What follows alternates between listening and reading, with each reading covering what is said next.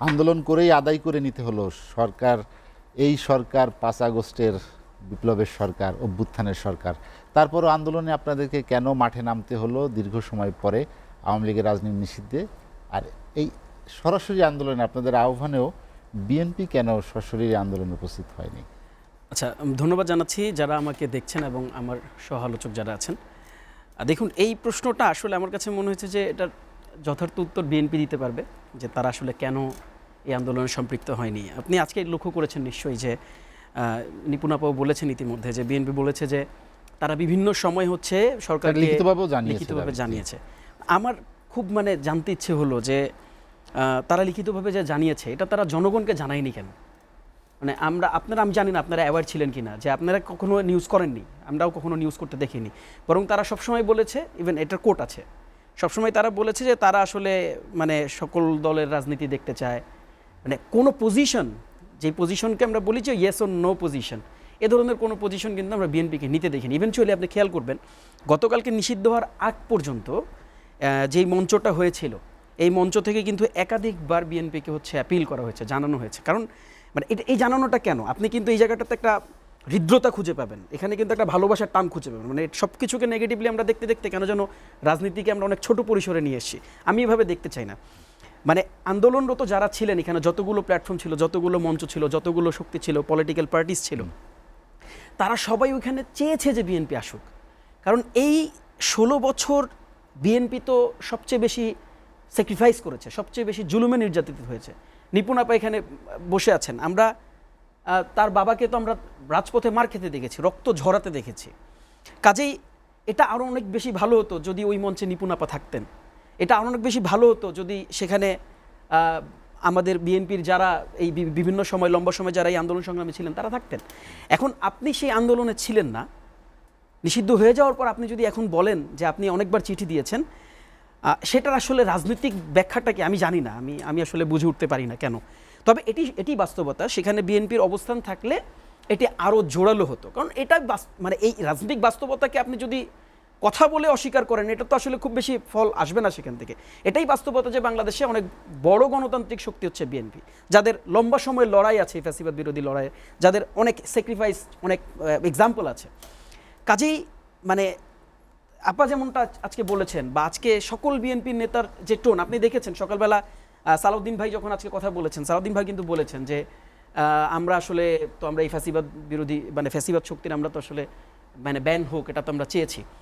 এই বোল্ড স্টেটমেন্টটা আজকের আগে আমরা কখনো কোথাও খুঁজে পাইনি আনফরচুনেটলি।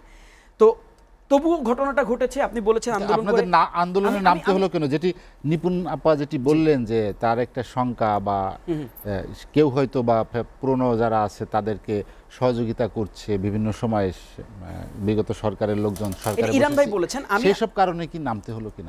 আমি দেখেন, আমি একটা জিনিস বলি কি কারণে নামতে হলো। এটার সাথেও কিন্তু আমাদের ন্যাশনাল কনসেনসাস না হওয়ার একটা ব্যাপার আছে।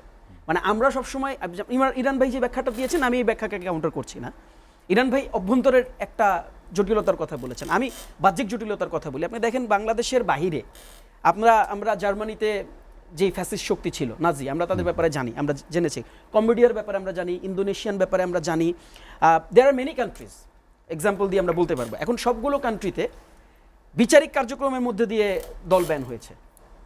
কিন্তু আমরা সবসময় কেন যেন এটা ভুলে যাই যে এই যে বিচারিক কার্যক্রমের মাধ্যমে কোনো একটা দল যখন ব্যান হয়েছে, তার পূর্বে আসলে কি ছিল?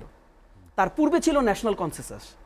সেখানে এক্সিস্টিং পারফর্মিং যতগুলো পলিটিক্যাল পার্টি আছে, তারা এক বাক্যে এক জায়গায় এক টেবিলে এসে বলেছে যে আমরা নাজি বাহিনীকে জার্মানিতে কোনো ধরনের পলিটিক্যাল অ্যাক্টিভিটি করতে দিব না।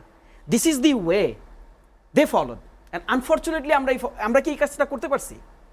আমি যদি আপনাকে প্রশ্ন করি, আপনি তো আমাকে জিজ্ঞেস করেছেন যে আমরা আসলে কেন আন্দোলন করতে হলো না, আমি একটু উত্তরটা দিই। আমরা কিন্তু সেই কাজটা করতে পারিনি। আমরা কিন্তু এক টেবিলে এসে আজ অব্দি, এখন অব্দি আমরা কিন্তু বলতে পারিনি যে আমরা আওয়ামী লীগকে নিষিদ্ধ করতে চাই। কাজেই দেখেন, ভেতরে কি আছে সেটা হয়তো আছে, কিন্তু ভেতরের মানুষগুলো যদি সেটা সত্যিও হয়ে থাকে, ভেতরের মানুষগুলো কি এত বেশি শক্তিশালী যে যদি কোনো প্ল্যাটফর্মে বসে BNP, Jamaat, NCP and other political parties, labour পার্টির মতন যাদের লম্বা সংগ্রাম আছে, তারা যদি এক টেবিলে বসে বলে যে তারা আওয়ামী লীগের রাজনীতিকে নিষিদ্ধ করতে চায়, ভেতরের যে অপশক্তিরা এই অপশক্তিরা কি সত্যিকার অর্থে এত শক্তিশালী যে এত বড় কনসেন্সাসের বিরুদ্ধে দাঁড়াতে পারতো না। কাজে এখানে ন্যাশনাল কনসেন্সাসের অভাব ছিল, অন্য কোনো জটিলতা ছিল না। এই কনসেন্সাস এখনো আমার কাছে মনে হচ্ছে যে আজকে যদি আমরা সারাদিনের দিকে তাকাই, আজকে এখন নিপুণ আপাদের কথা এখন শুনলে মনে হচ্ছে যে হ্যাঁ সত্যিকার অর্থে ন্যাশনাল কনসেন্সাস হয়েছে। দেখুন এখানে আরেকটি বড় প্রশ্ন কিন্তু উঠে এসেছে, আপনি যেটা জিজ্ঞাসা করেছেন একটু আগে, সেটা হচ্ছে নির্বাহী আদেশে হলে এটা কি হতো, বা এখন যে প্রসেসে আমরা গিয়েছি বা রাষ্ট্র যে প্রসেসের মাধ্যমে এটাকে এখন ফাংশন করাচ্ছে, এটা আসলে কেন বেটার। দেখেন নির্বাহী আদেশে আমরা জামাত ইসলামীকে বাতিল হতে দেখি নাই, মানে তাদের কার্যক্রমকে ব্যান হতে আমরা দেখি নাই, দেখেছি তো জাস্ট ইলেকশন জুলাই আগস্টের কিছুদিন পূর্বেই কিন্তু 3-4 দিন আগে এটা জাস্ট এই ধরনের একটা মুভ আমরা দেখেছিলাম। কি হয়েছে নতুন সরকার, দ্যাট মিনস আপনাকে বুঝতে হবে চিফ এক্সিকিউটিভ পাওয়ার, চিফ এক্সিকিউটিভের কাছে তিনি যে কোনো পলিটিক্যাল পার্টিকে নির্বাহী দেশে ব্যান করতে পারেন, ডেফিনেটলি প্রসেস মেনটেন করে। আজকে যদি সেই চিফ এক্সিকিউটিভ রাষ্ট্রের চিফ এক্সিকিউটিভ না থাকেন, কালকে যদি অন্য কোনো জন চিফ এক্সিকিউটিভ হন, তিনি আবার তো নতুন করে আদেশ জারি করে তাকে আবার আনব্যান করতে পারেন। কাজেই এটা কোনো ইস্টাবলিশড বা এটা গ্রহণযোগ্য কোনো প্রক্রিয়া না, এই প্রক্রিয়াটা শক্ত কোনো প্রক্রিয়া না। আপনি দেখেন এখন যে প্রক্রিয়াটা হয়েছে, দুটি আইন কিন্তু আমরা সংশোধন হতে দেখেছি, ইন্টারন্যাশনাল ক্রাইম ট্রাইব্যুনাল আইন যেটা আমরা সংশোধন হতে দেখেছি, আবার যেটা সন্ত্রাস বিরোধী আইন সেটাকেও কিন্তু আমরা সংশোধন হতে দেখেছি। এবং দেখেন সন্ত্রাস বিরোধী আইনের আপনি যদি সাংবিধানিক ব্যাখ্যাটার দিকে একটু তাকান, সাংবিধানিক ব্যাখ্যায় যতগুলো কারণ, 38-এ কি বলা হয়েছে, 38-এ বলা হয়েছে as a person, as a community আপনি দল ফর্ম করতে পারবেন, you have all the rights, আপনি একটা স্বাধীন দেশে আছেন, আপনার সেই সুযোগ আছে। কিন্তু 4 এবং 5 আপনি যখন 3 এবং 4 আপনি যখন উপধারাগুলো লক্ষ্য করবেন, সেখানে কিন্তু ক্ল্যারিটি দেওয়া আছে কোন কোন কার্যক্রম আপনি দল ফর্ম করে করতে পারবেন না। আপনি সেই কার্যক্রমগুলো যদি দিকে তাকান, সেখানে যদি ধর্মীয় মানে বিভেদ সৃষ্টি করা হয়, জাতিগত বিভেদ সৃষ্টি করা হয়, সেখানে যদি আপনি যদি ন্যাশনাল যে আইন, আপনার যে রাষ্ট্রীয় যে যদি বলি বাংলাদেশ পন্থা বা আপনার যে সার্বভৌমত্ব আছে, আপনি সার্বভৌমত্বের বাইরে গিয়ে যদি কোনো কার্যক্রম পরিচালনা করেন, কোনো সন্ত্রাসী কার্যক্রম যদি পরিচালনা করেন, যতগুলো এজেন্ডা, 4টা এজেন্ডা সেট করা আছে, যতগুলো এজেন্ডা সেখানে সেট করা আছে, প্রত্যেকটা এজেন্ডায় আওয়ামী লীগের কার্যক্রম কিন্তু ক্ল্যাশ করেছে। কাজেই সেই সুযোগটা আমাদের ছিল। এখন আপনি দেখেন যদি এটা বিচারিক প্রক্রিয়ার মধ্যে দিয়ে যায়, তাহলে সর্বোচ্চ যেই বিষয়টা তৈরি হবে সেটা হচ্ছে যে বিচার কার্য কি করে, বিচার কার্য হচ্ছে আপনাকে কিন্তু আপনার ওপিনিয়ন শোনার সুযোগ করে দেয়, বিশেষ করে দিচ্ছি আপনার ওপিনিয়ন শোনার সুযোগ করে দেয়। কাজেই আত্মপক্ষ সমর্থন করার সুযোগ দেওয়া হয়নি বলে যে শব্দটা সামনে রটানো হতো সেটার সুযোগ থাকবে না।